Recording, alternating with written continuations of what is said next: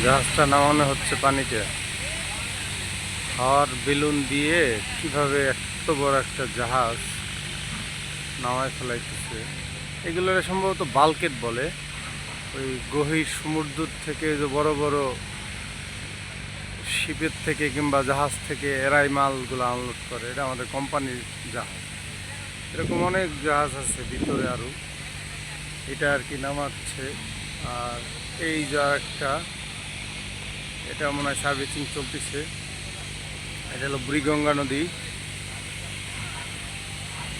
কিভাবে ধীরে ধীরে ধীরে ধীরে নেমে যাচ্ছে, মানে না দেখলে আর বোঝা যাবে না যে এত বড় জিনিস কিভাবে হাওয়ার বেলুনের মাধ্যমে নামায় ফেলাইতেছে।